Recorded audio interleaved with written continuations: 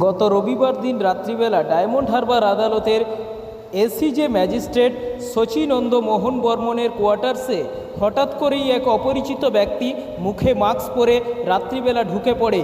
এরপরেই বিষয়টি তৎক্ষণাৎ সিসিটিভিতে দেখার পরে পুলিশ প্রশাসনকে জানানো হয়। আর এই ঘটনা ঘটার পরই নিরাপত্তাহীনতায় ভুগছেন ওই ম্যাজিস্ট্রেট। ইতিমধ্যেই তিনি ব্যুরো বিষয়টি নিয়ে আলিপুর ডিস্ট্রিক্ট জজের কাছে আবেদন জানিয়েছেন।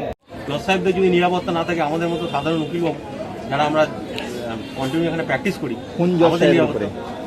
এসিজিএম লার্নিং এসিজিএম কি নাম ওনার?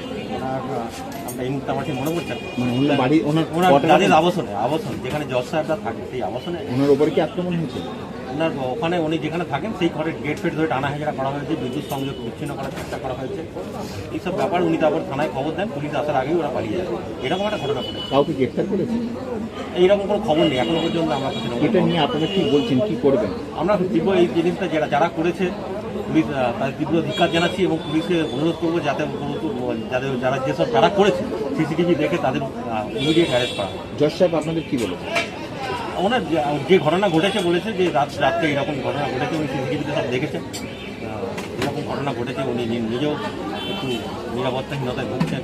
এইরকমভাবে যাদের আবাসনে যদি অ্যাটাক হয় তাহলে আমরাও নিরাপত্তাহীনতায় ভুগছি। জজ সাহেবরা যেখানে নিরাপত্তাহীনতায় ভুগছে, সেখানে আমরা যারা ডিফেন্সে প্র্যাকটিস করি, সরকার বিরোধী কেস করি, তাদের পক্ষেও তো কেস করা মুশকিল। কি নাম? এবং সুপার নাই ওনাকে 7 দিনের সময় দেয়া হয়েছে যে আপনার এগেনস্টে কেন আমরা অ্যাকশান নেব না আপনি জানান। যেটা ন্যাচারাল জাস্টিসের সুযোগ থাকে সেই সুযোগটা তাকে দেওয়া হয়েছে।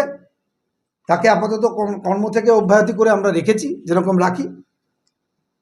তার যদি সেখানে কোনো দোষ প্রমাণিত হয় বা কারোর দোষ প্রমাণিত হয়, আমরা কাউকেই কিন্তু কোনোভাবে রেয়াত করব না। তবে একটা বিষয় আপনাদের জানিয়ে রাখি, আপনাদেরকে আমরা সিসিটিভি ফুটেজটা শেয়ার করলাম, আপনারা ভালো করে দেখবেন। আমরা সেই সিসিটিভি ফুটেজে যেটা পেয়েছি সেটা এক ব্যক্তিকে ওখানে দেখা যাচ্ছে, কিন্তু সেটা জজ আবাসনের পরিধির বাইরেটাই। ওখানে গেটের সামনে একজন ঘোরাঘুরি করছিলেন, আশেপাশে ঘোরাঘুরি করছিলেন। এখনও অবধি আমাদের যা তদন্তে আমরা পেয়েছি, তাদের জজ আবাসনের ভিতরে কাউকে যেতে বা বেরোতে এখনও অবধি তদন্ত সবে শুরু হয়েছে, একদম গোড়ার দিকে, আপনারা বুঝতেই পারছেন। আমরা এখনও সেরকম কিছু পাইনি, এরকম কিছু আমরা পাইনি। আর বিষয়টা হচ্ছে যে সমস্ত রকম নিরাপত্তা আগামী দিনে আমরা প্রোভাইড করব। দরকার হলে আমাদের যে ইন্টেলিজেন্স ব্রাঞ্চ, সেটাও আমাদের জজ সাহেব বলেছেন, সেই ইন্টেলিজেন্স ব্রাঞ্চের তরফ থেকে আমরা সেখানে লোক প্রোভাইড করব যারা ওখানে খোঁজখবর রাখবে,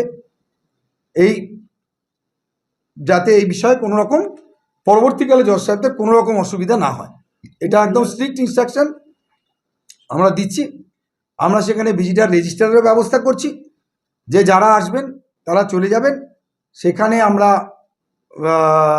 যেটা আমাদের চেকিং, ম্যানুয়াল চেকিং বা ডোর দিয়ে, যেটা আমাদের ডিআইবি করে, যে ডোর দিয়ে চেকিং হয়, সেগুলো সমস্ত রকম ডিএফএমডি এবং এইচএমডি হ্যান্ডহেল্ড মেটাল ডিটেক্টর, আর হচ্ছে একটা আপনার ডিটেক্টর, ডোর মেটাল ডিটেক্টর, সেইগুলো দিয়ে চেকিংয়ের ব্যবস্থাও আমরা রাখবো। কোনোভাবেই যাতে এই সিকিউরিটি কম্প্রোমাইজ না হয় সেটা করব। এর সাথে সাথে আরেকটা বিষয় বলি, যে কোনোভাবেই ডায়মন্ড হারবার পুলিশ এই ধরনের জিনিসকে হতে দেবে না আগামী দিনে।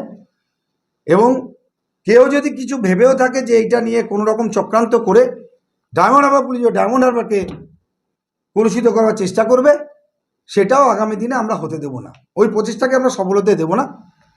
জজ সাহেবদের নিরাপত্তা, আবার বলছি, এটা হচ্ছে প্যারামাউন্ট ইম্পর্টেন্স, এবং পশ্চিমবঙ্গ পুলিশ ও ডায়মন্ড হারবার পুলিশ সবচেয়ে বেশি গুরুত্ব দিয়ে এটা প্রতিষ্ঠিত করবে।